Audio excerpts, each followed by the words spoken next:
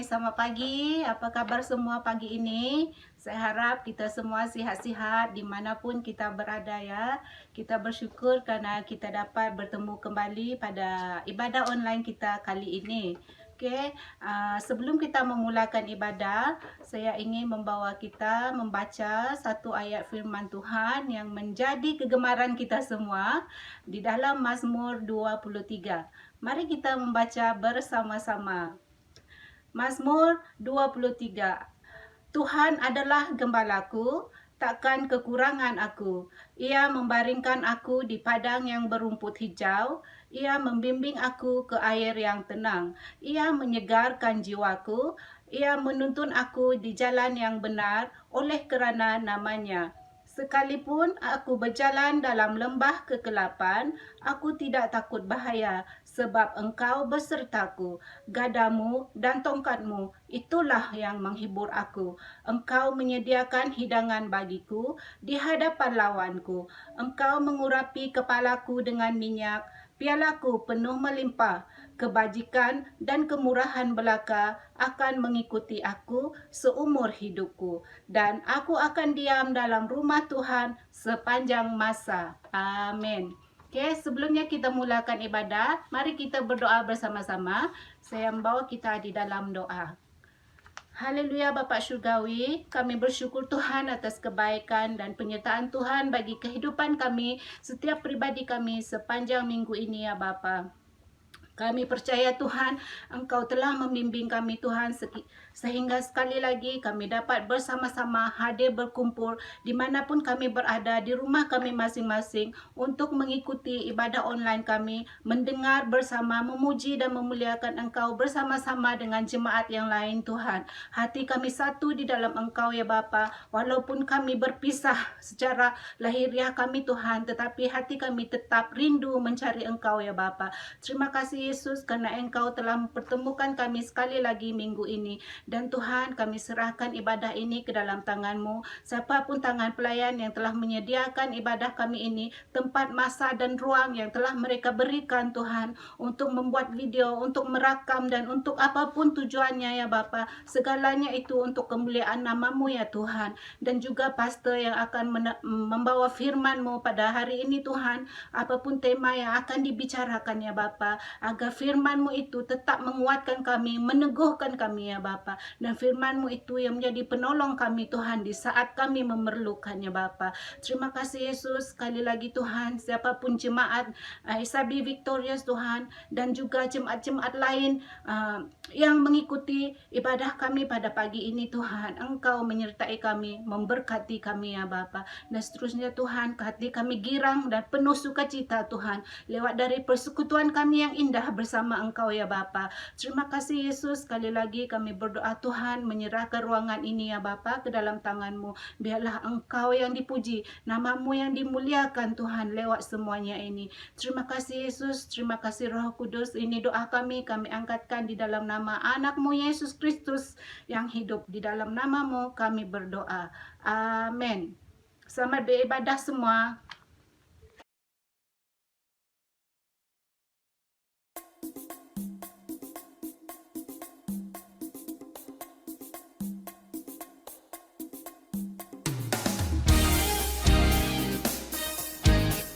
Shalom, selamat pagi jemaat Tuhan. Mari kita memuji Tuhan karena kita pujian bila suka-suka syukur. Haleluya.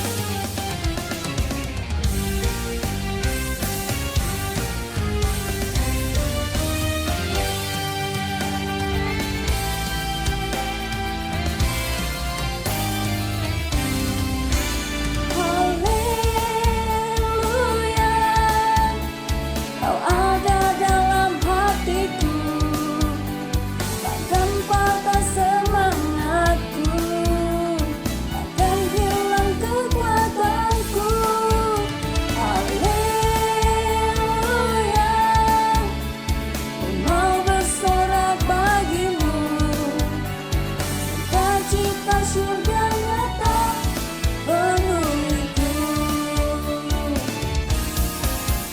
Haleluya, kau ada dalam hatiku, takkan patah semangatku, takkan hilang kekuatanku. Haleluya, mau bersorak bagimu, sukacita surga nyata penuhiku. Sukacita surga nyata penuhiku.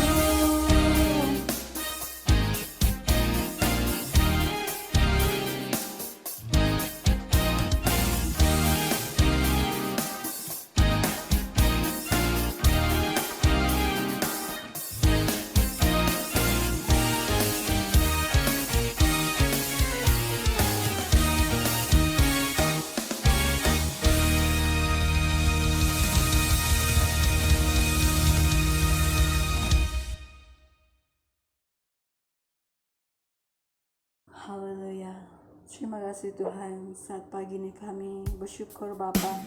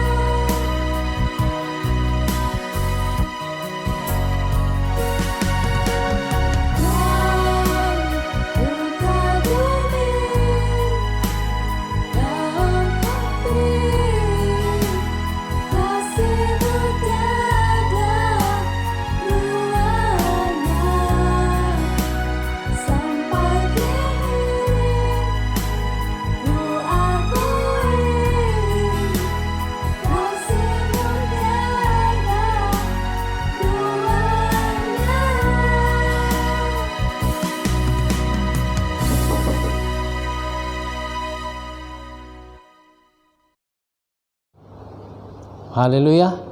Bertemu kembali dalam ibadah online kita sekali lagi pada pagi hari Minggu ini. Saya sangat bersyukur kepada Tuhan karena sepanjang hari-hari yang lalu sampai saat ini saya yakin dan percaya Tuhan telah menyatakan pemeliharaannya yang ajaib bagi kita. Layaklah Tuhan menerima pujian dan sembah kita karena Dia Tuhan yang agung dan ajaib yang tidak pernah meninggalkan kita. Pemeliharaannya nyata, pemeliharaannya sempurna, dan Dia menyatakan kuasa-Nya, perlindungannya yang ajaib bagi saya dan saudara. Terpujilah nama Tuhan. Haleluya. Tiba masanya bagi kita untuk mendengar firman Tuhan. Sebelum itu mari kita tunduk kepala dan saya pimpin kita dengan doa yang kedengaran. Mari kita berdoa. Bapa kami yang kami kenal, di dalam nama Tuhan Yesus Kristus, Tuhan dan Juru Selamat kami yang hidup dan berdoa, kami sangat bersyukur kepada-Mu ya Tuhan, karena sepanjang hari-hari yang lalu sampai saat pagi hari yang diberkati ini, kami telah menikmati pemeliharaan Tuhan, kami menikmati kuasa Tuhan, kami menikmati berkat-berkat Tuhan yang ajaib dan luar biasa di dalam hidup kami. Kami sangat bersyukur atas semuanya ini ya Tuhan. Kami tidak dapat memberikan lebih daripada ucapan syukur kami kepada Tuhan karena hanya ini yang kami mampu.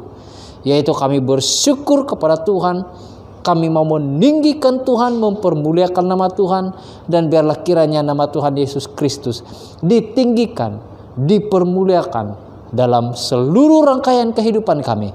Kami mau duduk di kaki-Mu Tuhan dan mau mendengarkan apa yang Tuhan mau katakan kepada kami. Ajar kami, bawa kami masuk lebih dalam lagi dalam pengertian yang lebih tulus, pengertian yang lebih dalam. Dan dorong kami Tuhan, biarlah sesuatu terjadi dalam alam bawah sadar kami. Biarlah sesuatu terjadi dalam alam roh kami, di mana mulai saat ini kami akan mulai berjalan hidup dalam kasih Tuhan. Karena kami mengerti bahwa kasih yang sempurna itu hanya ada di dalam Tuhan kami, Yesus Kristus. Terpujilah nama-Mu Bapa, ini doa kami. Di dalam nama Tuhan Yesus Kristus, semua anak-anak Tuhan, mari katakan sama-sama, amin, haleluya. Anak-anak Tuhan yang diberkati, seperti yang kita tahu sepanjang bulan ini, kita akan pelajari satu tema yang menarik, tema yang luar biasa, yaitu kasih yang sempurna. Dan pada minggu yang lalu kita telah mengerti bahwa kasih yang sempurna itu, kasih yang ajaib itu hanya ada di dalam Yesus Kristus. Tuhan Yesuslah sumber kasih itu.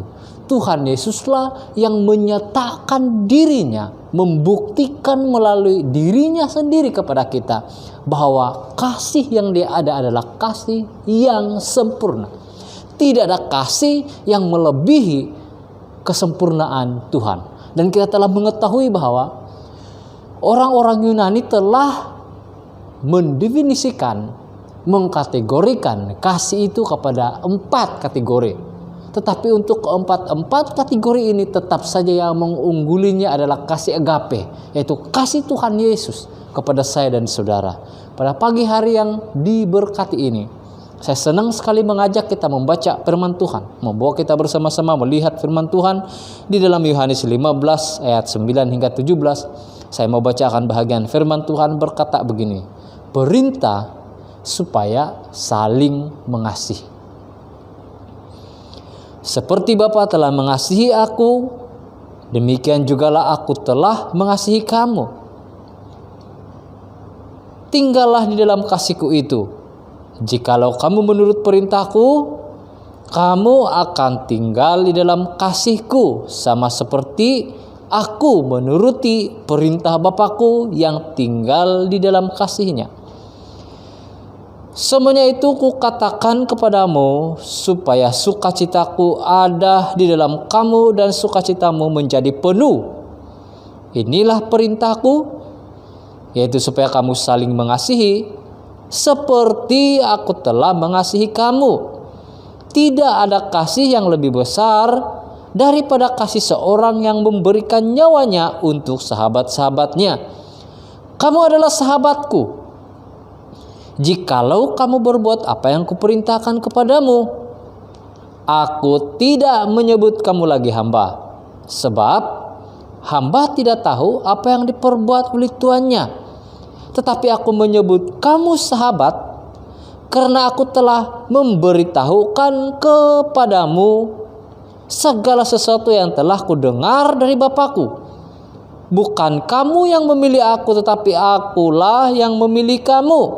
Dan aku telah menetapkan kamu supaya kamu pergi dan menghasilkan buah, dan buahmu itu tetap, supaya apa yang kamu minta kepada Bapa di dalam namaku diberikannya kepadamu. Inilah perintahku kepadamu, kasihilah seorang akan yang lain. Nah, firman Tuhan yang kita baca sebentar tadi sangat jelas mengajarkan kepada kita bahwa Tuhan mau supaya kita hidup di dalam kasih. Nah, jadi subtema untuk kita pelajari pada pagi hari ini adalah hidup dalam kasih. Bagaimana kita dapat hidup dalam kasih? Ada beberapa perkara yang perlu kita buat supaya kita dapat hidup saling mengasihi dan dapat menuruti perintah Tuhan yang berkata, hendaklah kamu saling mengasihi, seperti firman Tuhan yang kita baca ini. Kasihilah seorang akan yang lain. Bagaimana supaya kita dapat saling mengasihi? Nah, yang pertama, kalau kita baca firman Tuhan ini lagi di ayat 9 dikatakan bahwa tinggallah di dalam kasihku itu. Syarat pertama supaya kita dapat hidup dalam kasih adalah kita kena tinggal di dalam kasihnya Tuhan. Berarti biarlah kita bertindak hari ini untuk benar-benar membiarkan diri kita masuk dalam kasih Tuhan, masuk dalam rancangan kasih Tuhan itu. Kita yang masuk dalam kasih Tuhan.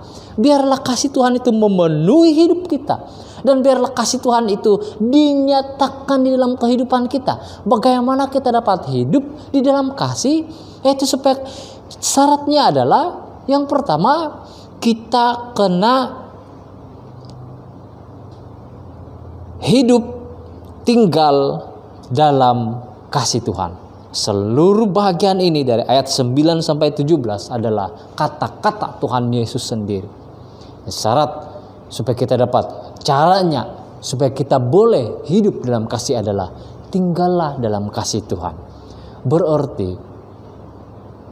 Tuhan yang mengerjakan kasih itu, bukan kita.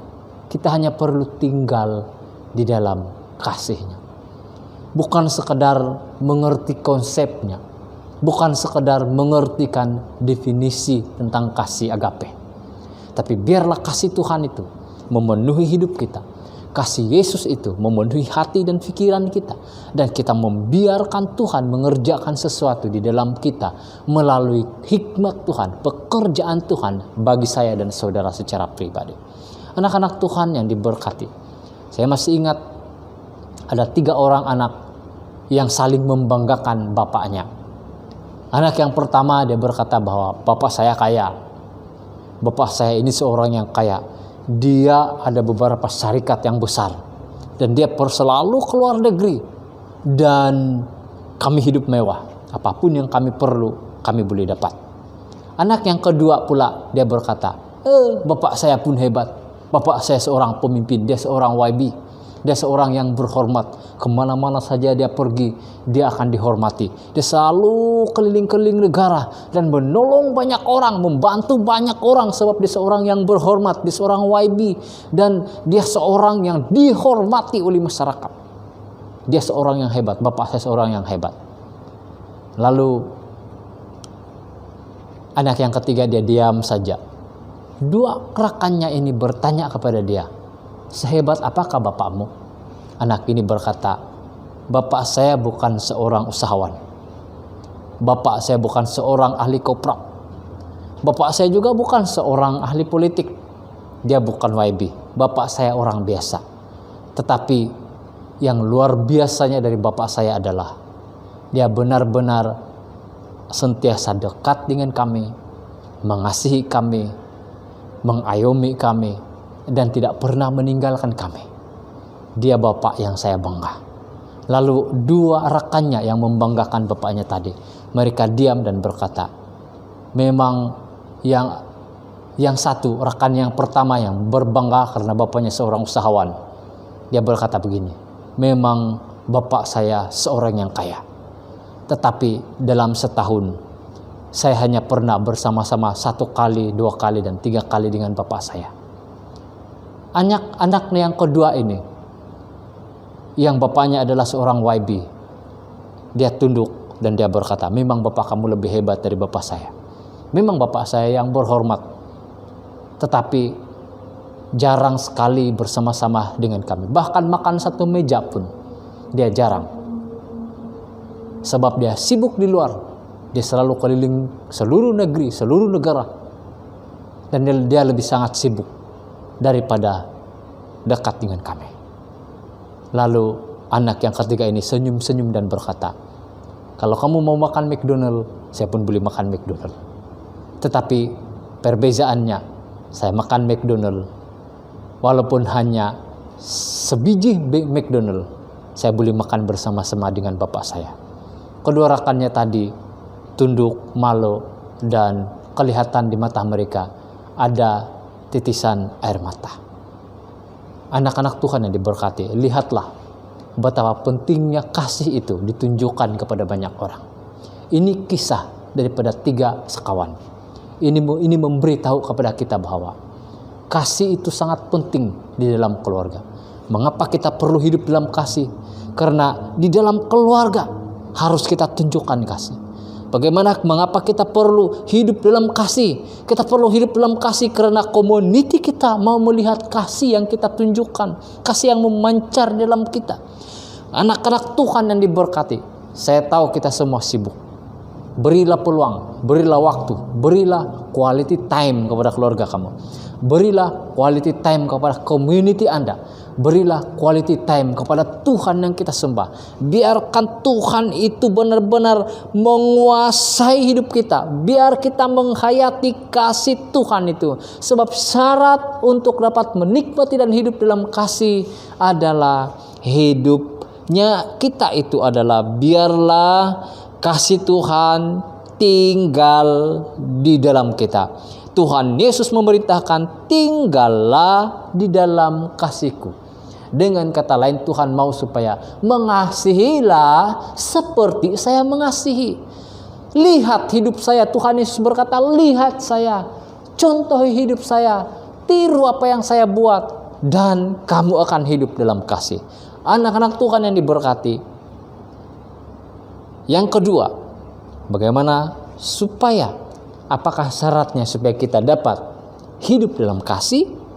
Kita akan dapat hidup dalam kasih kalau kita membiarkan seperti yang Tuhan katakan ini, membiarkan perintah saling mengasihi itu menjadi perintah untuk saya dan saudara. Di dalam bahagian ini saja, dalam ayat 9 sampai ayat 17 ini, Tuhan Yesus kurang-kurangnya mengulangi, ada 2 kali dia ulangi. Dia berkata bahwa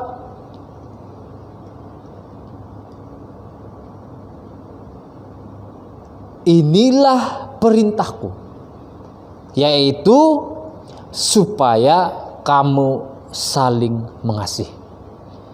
Ayat yang terakhir dalam bahagian ini, sekali lagi Tuhan berkata, inilah perintahku kepadamu, kasihilah seorang akan yang lain. Syarat supaya kita dapat hidup di dalam kasih adalah membiarkan perintah Tuhan di dalam Alkitab ini menjadi perintah untuk saya, menjadi perintah untuk kita. Kalau ia perintah, dia bukan pilihan. Kata-kata perintah bukan pilihan, dia harus dan hukumnya wajib kita buat. Kalau kita tak melakukan, itu berarti kita melanggar, kita melawan, dan kita tidak tunduk kepada Tuhan. Kita akan hati-hati untuk hal ini. Nah, mari mulai saat ini katakan dalam hati kita bahwa saya mau membiarkan kasih Tuhan menguasai dan memerintah saya. Perintah Tuhan itu apa? Dia berkata bahwa kasihilah seorang akan yang lain. Banyak orang hari-hari ini melihat perintah Tuhan itu seperti pilihan. Ini yang sangat membuat kita bingung dan membuat kita sedikit kecewa. Tetapi bagaimanapun pemberitaan firman harus diteruskan. Kita kena terus meneruskan pemberitaan firman seperti visi gereja kita. Visi gereja kita apa? Yaitu say the gospel, make disciple.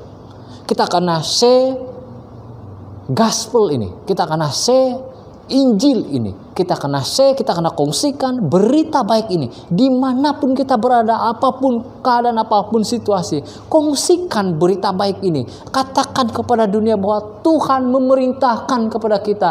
Tidak ada pilihan, tidak ada kata dua. Dia bukan sesuatu yang perlu kamu pikirkan. Kita kena buat dan harus lakukannya, itu kena saling mengasihi.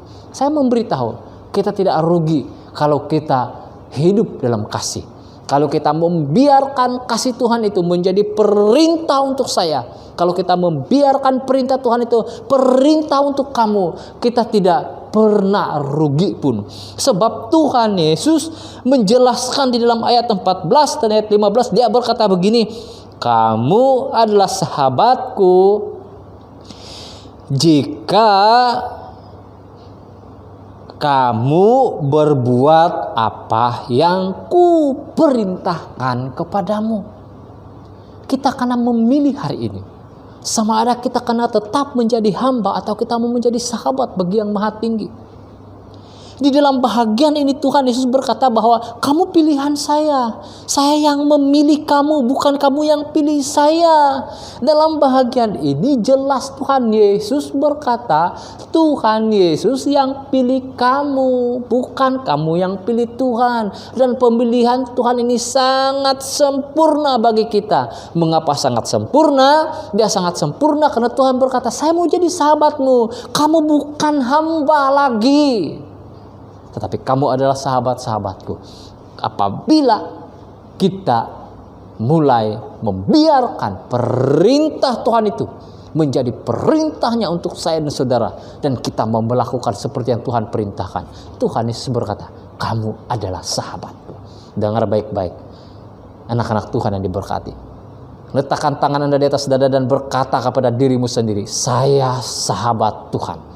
Kalau seorang sahabat seperti sahabat kita, kita boleh katakan isi hati kita kepada sahabat kita. Kadang-kadang kita lebih dapat mempercayai sahabat kita daripada keluarga kita sendiri. Kadang-kadang dalam hidup manusia ini, sahabat lebih memahami daripada keluarga sendiri. Kadang-kadang dalam hidup ini, kita memerlukan sahabat. Dan saya memberitahu kamu, rahasia orang-orang yang berjaya, baik itu di dalam perniagaan, di dalam urusan atau mana-mana, adalah karena dia banyak sahabat, dia banyak kawan di mana-mana. Apapun urusan, apapun masalah yang dia hadapi, dia masuk di satu pejabat. Dari jauh lagi ada sahabat yang berkata, kamu datang melawat saya hari ini di pejabat ini.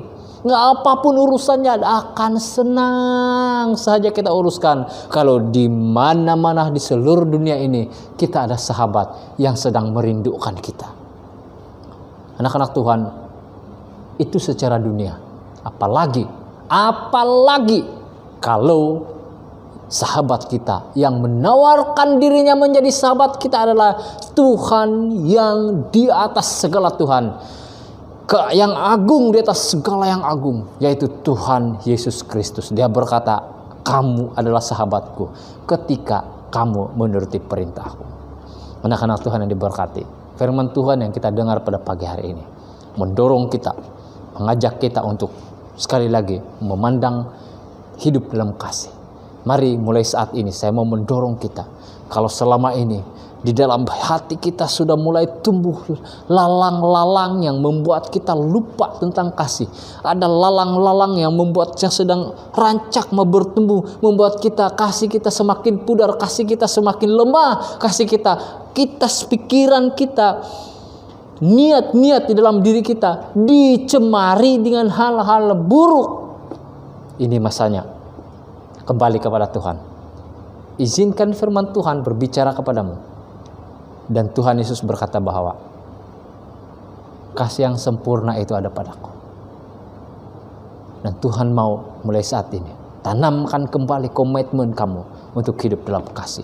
Mari berjuang bersama-sama, berjalan bersama-sama, nyatakan kepada dunia bahwa ada kasih yang besar di tengah-tengah kegelapan segelap apapun di dunia ini. Mari kita bersinar seperti lilin yang menerangi kegelapan yang paling gelap sekalipun. Dan saya mau memberitahu kepada kita, semakin gelap satu tempat, sekecil apapun terang yang ada di tempat itu, dia akan mempengaruhi kegelapan yang paling gelap di tempat itu. Dan dia akan menerangi tempat itu. Jemaat Tuhan yang diberkati, firman Tuhan yang kita pelajari pada pagi hari ini sampai di sini dengan harapan bahwa hidup kita, komitmen kita, kerinduan kita, keinginan kita mulai bertumbuh untuk hidup dalam kasih. Saya mau berdoa setelah ini, kamu yang ada permusuhan dengan rekan kamu akan mengampuni. Saya berdoa di dalam nama Tuhan Yesus Kristus, kamu yang ada masalah dengan keluargamu, kamu akan mengampuni. Saya berdoa di dalam nama Tuhan Yesus Kristus, kamu yang ada masalah dengan majikanmu, kamu akan mengampuni majikanmu dan mendoakan memberkati mereka. Kamu yang ada masalah dengan siapa saja, permusuhan secara hubungan, saya berdoa di dalam nama Tuhan Yesus Kristus ada pembebasan, ada pertolongan. Kamu akan mulai hidup dalam kasih, menyatakan kasih Kristus, sebab kasih Tuhan hidup dan memerintah di dalammu. Terpujilah nama Tuhan. Mari kita tunduk kepala dan saya mau berdoa untuk kita. Bapa di surga, pada pagi hari yang diberkati ini, saya menyerahkan jemaat-jemaat Tuhan ini. Biarlah nama Tuhan ditinggikan di dalam hidup mereka. Kerinduan kami adalah supaya kami benar-benar membiarkan Tuhan menguasai seluruh pikiran, hati, tubuh, dan seluruh keberadaan kami. Sehingga kami mulai bertindak untuk hidup dalam kasih. Membiarkan kasih Tuhan yang memerintah hidup kami. Kami mulai berjalan dalam kasih Tuhan dan membiarkan Tuhan yang bekerja di dalam dan melalui kami, menyatakan kepada dunia bahwa masih ada terang Tuhan di dalam kegelapan dunia hari-hari ini. Tuhan kami yang agung, yang luar biasa. Saya mau berdoa khusus untuk mereka yang ada masalah hubungan.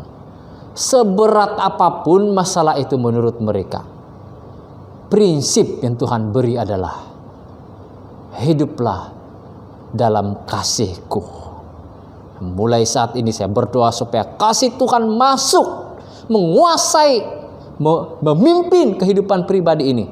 Dan dia akan dilepaskan daripada pergumulan permasalahannya. Dia akan dapat mengampuni, melepaskan pengampunan, dan nama Tuhan ditinggikan. Oh, terpujilah nama-Mu Bapa. Kami akan melakukan perintah-Mu. Dan mulai saat ini kami rindu dikatakan sebagai sahabat-sahabat Tuhan. Apabila kami menjadi sahabat Tuhan, apapun yang kami minta di dalam Tuhan Yesus Kristus, kami yakin dan percaya Tuhan Yesus penuh kemurahan untuk memberikannya kepada kami sebagai sahabatnya. Sebab Tuhan yang memilih kami, bukan kami yang telah memilih dan bertindak untuk memilih Tuhan. Terpuji dan termulia nama-Mu Bapa. Saya juga mau berdoa bagi anak-anak Tuhan yang akan memberi pemberian, persembahan, derma, bahkan yang mengembalikan persepuluhan. Siapapun mereka, hamba berdoa di dalam nama Tuhan Yesus Kristus. Mari Engkau berkati, mari Engkau lipat gandakan apa yang mereka tabur. Dan biarlah apa yang mereka tabur itu dipagari dengan firman-Mu, dipagari dengan kuasa Tuhan, sehingga semua yang mereka tabur di ladang Tuhan ini dapat bertumbuh dan berbuah, memuaskan kehidupan mereka, dan yang mempermuliakan nama Tuhan, memelihara hidup mereka juga selama hidup di dunia yang penuh dengan keadaan yang sangat sukar hari-hari ini. Saya juga mau berdoa bagi mereka yang tidak dapat memberi. Di dalam nama Tuhan Yesus Kristus, apapun pergumulan, apapun masalah, kalau itu masalah rohani, jamah dia Tuhan, dan mari Tuhan Engkau bawa dia kepada pertobatan yang sungguh-sungguh. Kalau itu adalah masalah keuangan, masalah pekerjaan, beri dia pekerjaan yang baik, beri dia sumber pendapatan yang dapat menolong membantu ekonominya, sehingga dengan itu nama Tuhan ditinggikan dalam kehidupannya.